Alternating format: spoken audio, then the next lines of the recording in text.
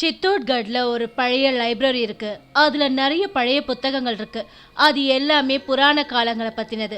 ஆனா இந்த லைப்ரரியில ஒரு புத்தகம் இருக்கு. அதோட பேரை கேட்டா கூட இங்க இருக்கிறவங்க எல்லாரும் பயப்படுவாங்க. இந்த புத்தகத்தை ஏன் இங்க வச்சிருக்கீங்க?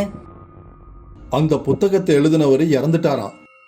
அதுக்கப்புறம் பூதமா இந்த புத்தகத்தை எழுதினாருன்னு இங்க இருக்கிறவங்க எல்லாம் சொல்றாங்க. ஐயோ, அந்த மாதிரி புத்தகத்தை ஏன் இன்னும் நாசனம் பண்ணாம வச்சிருக்கீங்க?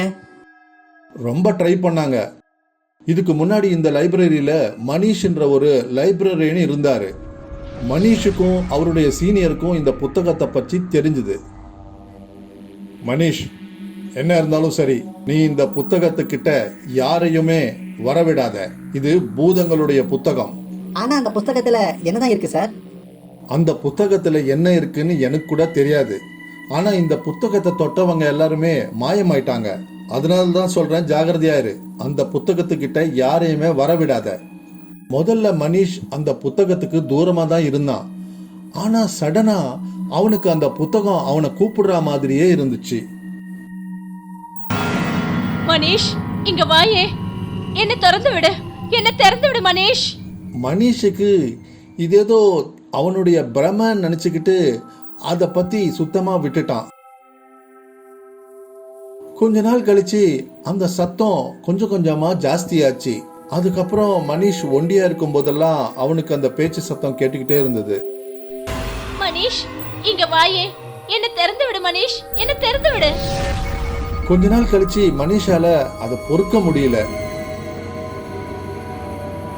ராத்திரி டைம்ல அவன் வீட்டுல தூங்கும் போது அதை கூப்பிட்டுக்கிட்டே இருக்குது. மனிஷ், இங்க வாயே, என்ன திறந்து விடு மனிஷ், என்ன திறந்து விடு. எனக்கு அந்த சத்தம் ஏன் அடிக்கடி கேட்டுக்கிட்டே இருக்கு? அந்த புத்தகம் என்னை ஏன் கூப்பிட்டுக்கிட்டே இருக்கு? அந்த புத்தகத்துல என்னதான் இருக்கு? ஒருவேளை அந்த புத்தகத்தை திறந்தா என்ன நடக்கும்? மனிஷ் பிரெயின்ல அந்த புத்தகத்தை திறந்து பார்க்கணுன்ற விஷயம் ரொம்ப ஆணித்தனமா இருக்கு. மறுநாள் மனிஷ் லைப்ரரிக்கு போன உடனே அவனுக்கு மனிஷ், இங்க வாயே, என்ன திறந்து விடு, என்ன திறந்து விடு. மனிஷ் ரொம்ப பயந்துட்டான். ஆனா அவன் ஒண்ணு முடிவு பண்ணான்.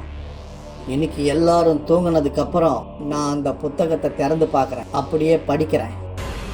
அன்னைக்கு சாயந்தரம் 6 மணிக்கு மனிஷ் லைப்ரரியை மூடிட்டு ஒண்டியா அவன் மட்டும் உள்ளேயே உட்கார்ந்துட்டான். அவன் அந்த புத்தகத்துக்கிட்ட போனான். ரெஸ்ட்ரிக்டட் ஜோன்ல ஒரு கண்ணாடி பாக்ஸ் இருக்கு. அதுல ஒரு புத்தகம் இருக்கு. இதுதான் அந்த பூத புஸ்தகம். வா மனிஷ், நீ வந்துட்டியா? என்ன திறந்து விடு மனிஷ், என்ன திறந்து விடு. மனிஷ் ரொம்ப பயந்துகிட்டே இருந்தான். அப்படியே அந்த புத்தகத்தை திறந்தான். புத்தகத்தை திறந்த உடனே லைப்ரரியில இருக்கிற லைட் எல்லாம் ஆஃப் ஆகி ஆன் ஆகி ஆஃப் ஆகி ஆன் ஆயிட்டு இருந்தது. இது இங்க என்ன நடக்குது? அங்க பெரிய காத்து அடிச்சுக்கிட்டே இருந்தது. அப்படியே மனிஷ் பார்த்துட்டே இருந்தான். அந்த புத்தகத்துக்குள்ள போயிட்டான். அவ்வளவுதான். அங்க இருக்கிற சிசி கேமரால அவ்வளவு வரைக்கும் தான் ரெக்கார்ட் ஆச்சு. மனிஷ் எங்க போனா, என்ன ஆச்சு, யாருக்குமே தெரியாது. மனிஷ் வீட்டுல இருக்கிறவங்க கூட அதை பத்தி ஒன்றும் கேட்கலையா? அவங்க எல்லாருக்கும் என்ன சொன்னாங்கன்னா, மனிஷ் லைப்ரரியில இருந்து வீட்டுக்கு கிளம்பி போனான்னு சொல்லி. இனி போலீஸ் கூட அதையே கம்ப்ளைண்டா ரெஜிஸ்டர் பண்ணிக்கிட்டாங்க. பாவம் மனிஷ். மனிஷ் ஒருத்தன் மாத்திரம் இல்ல, அதே மாதிரி நிறைய பேர் அந்த புத்தகத்துக்குள்ள போயிட்டாங்க. இன்னும் நிறைய பேரா? ஆமா, லதான்ற பொண்ணு கூட இங்க வந்துகிட்டு இருந்தா. அவ ஐஏஎஸ்காக படிச்சுக்கிட்டு இருந்தா. அவ என்னன்னா மணிக்கணக்கில் லைப்ரரியில உட்காந்துக்கிட்டு படிப்பா. ஒரு நாள் சாயந்தரம் அவ ஒண்டியா புத்தகத்தை படிக்கும்போது அவளுக்கு கூட அந்த புத்தகத்தினுடைய சவுண்ட் கேட்டது. லதா, இங்க வாயே, என்ன திறந்து விடு, என்ன திறந்து விடு லதா, என்ன திறந்து விடு.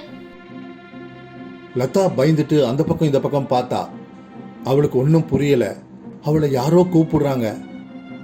அதுக்கப்புறம் கொஞ்ச நேரத்துல, லதா, இங்க வா, என்ன திறந்து விடு, என்ன திறந்து விடு லதா. வேணாம் லதா, நீ வராத, இது மோசம். நீ நீ இதுல சிக்கிக்குவ. போயிடு போயிடு, நீங்க வராத, போயிடு. என்ன திறந்து விடு லதா. லதாவுக்கு மனிஷ் அப்படியே அந்த புத்தகம் 2 பேருடைய பேச்சும் கேட்டுட்டு இருந்தது. அவளுக்கு ஒன்றும் புரியல. அதுக்கப்புறம் அவன் வீட்டுக்கு போயிட்டா. ராத்திரி லதா அவளுடைய வீட்டில் படுத்துட்டு இருக்கும்போது லதாவுக்கு அவள் லைப்ரரியில் படிச்சுக்கிட்டு இருக்கிற மாதிரி தெரிஞ்சது. அப்போ அவள் என்ன பார்த்தான்னா, ரெஸ்ட்ரிக்டட் ஜோனில் ஒரு புத்தகம் நகர்ந்துக்கிட்டு இருந்தது. லதா இங்க வா, என்ன திறந்து விடு லதா, என்ன திறந்து விடு. வேணாம் லதா, போயிடு, இங்கிருந்து போயிடு, இது மோசம், இதை நம்பாத, நீ போயிடு, இதுல சிக்கிக்குவ, போயிடு போயிடு. லதா பயந்துட்டு உடனே முழிச்சு பார்த்தா. அதுக்கப்புறம் அவன் தூங்கவே இல்லை. கவலையில் லதா மறுநாள் லைப்ரரிக்கு வந்தா. அவ என்னோட பேசினா. சார், ஒரு புக்கு என்ன அது கிட்ட வர சொல்லி கூப்பிடுது. அப்புறம் ஒரு பையன் சொல்றான், இங்க வராத, இங்க இருந்து போ. எனக்கு என்ன பண்றதுன்னே புரியல. இதெல்லாம் அந்த புத்தகங்கள் ஆடுற ஆட்டம் தான். கொஞ்ச நேரம் முன்னாடி கூட அது ரொம்ப பண்ணுச்சு. அந்த பூதத்தினுடைய புத்தகத்தை யார் திறந்து பார்த்தாலும் அப்படியே உள்ள போயிடுறாங்க. லதா, நீ அந்த புத்தகத்தை திறந்து பார்க்கவே பார்க்காத. ஆனா அந்த புக்கு என் கனவுல கூட வந்து என்ன தொந்தரவு பண்ணுது. என்னால சரியா தூங்கவே முடியலையே. நீ கவலைப்படாத, எனக்கு ஒரு ஆள் தெரியும், அவர் உனக்கு உதவி பண்ணுவாரு. ஆனா கொஞ்ச நாளைக்கு நீ இந்த லைப்ரரிக்கு தூரமாவே இரு. சரிங்க சார். லதா என்னுடைய பேச்சை கேட்டதுன்னு நான் நினைச்சேன். ஆனா அப்படி நடக்கல. ஏன், என்னாச்சு, என்ன பண்ணா? நாங்க பேசின 2 நாள் கழிச்சு நான் லீவுல போயிட்டேன். லதா அன்னைக்கு லைப்ரரிக்கு வந்தா. அன்னைக்கு அவ வராம இருந்திருக்கணும். மறுபடியும் அவளுக்கு அந்த சத்தம் கேட்டது. லதா இங்க வாயே, என்ன திறந்து விடு, என்ன திறந்து விடு லதா. வேணாம், அப்படி பண்ணாத, நீ மாட்டிக்குவ. வேணாம் லதா, போயிடு, இங்கிருந்து போயிடு, இது மோசம். அமைதியாரு, நானே உன்னை திறக்கிறேன். வேணாம் லதா, போயிடு, இங்கிருந்து போயிடு, இது மோசம். என்ன நடந்தாலும் சரி, என்னால பொறுத்துக்கவே முடியல.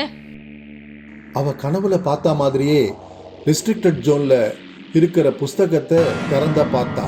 லதாவுக்கு யாரோ கத்துற சத்தம் கேட்டது. ஆனாலும் அந்த புத்தகத்தை அவ திறந்தா. அதுக்கப்புறம் பெரிய காத்தடிச்சது. அவ அந்த புத்தகத்துக்குள்ள போயிட்டா. ஒருவேளை லதா என்னுடைய பேச்சை கேட்டிருந்தா நல்லா இருந்திருக்கும். அட்லீஸ்ட் அவ உயிரோட இருந்திருப்பா. நாம ஏன் அந்த பூத புத்தகத்தை நாசனம் பண்ணல? எத்தனையோ வாட்டி ட்ரை பண்ணோம். அந்த பூதத்துக்கு கீழே கிரோசின் போட்டு கொளுத்தி பார்த்தோம். அந்த புத்தகம் ஒண்ணுமே ஆகல. அதுக்கப்புறம் நாங்க இந்த மந்திரத்தெல்லாம் பண்ணுவாரே மல்ஹாரி, அவரு கூட கூப்பிட்டோம்.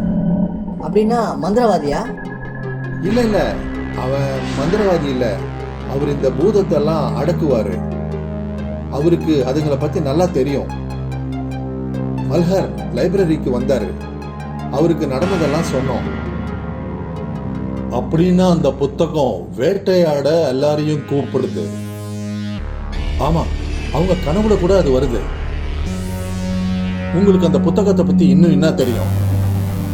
அந்த புத்தகத்தை யாரோ ஒரு லேடி எழுதி இறந்து போயிருக்கு. ஆனா அது கம்ப்ளீட் பண்ணல. அதுக்கப்புறம் தானாவே இது கம்ப்ளீட் ஆயிடுச்சு. அப்படின்னா ஏதோ கம்ப்ளீட் பண்ணாத கதையை இது கம்ப்ளீட் பண்ணிருக்கு. நான் அந்த புத்தகத்தை பார்க்கலாமா? கண்டிப்பா.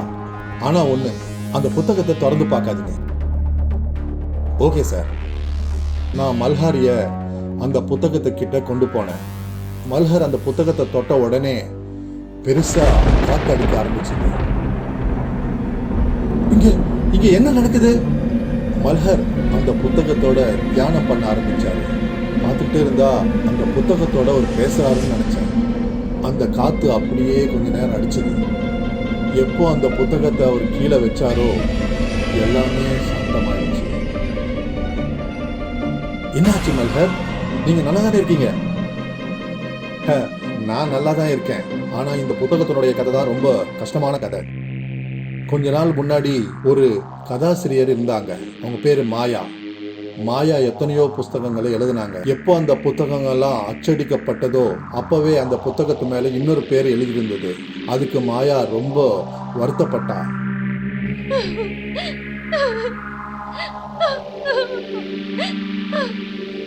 அவ கஷ்டப்பட்டதுக்கு பலன் கிடைக்கலையேன்னு அவளுடைய கரியரை நினைச்சு அவ அழுதுகிட்டே இருந்தா. அட்லீஸ்ட் இந்த புக்காவது எனக்கு வெற்றியை கொடுக்கட்டும். அப்பதான் ஒரு நாள் இந்த புத்தகத்தை எழுத ஆரம்பிச்சா. ஆனா சடனா அவளுக்கு உடம்பு சரியில்லாம போச்சு. மாயா, உனக்கிட்ட இப்போ ரொம்ப கம்மி சமயம்தான் இருக்கு. உனக்கு கேன்சர் லாஸ்ட் ஸ்டேஜில் இருக்க.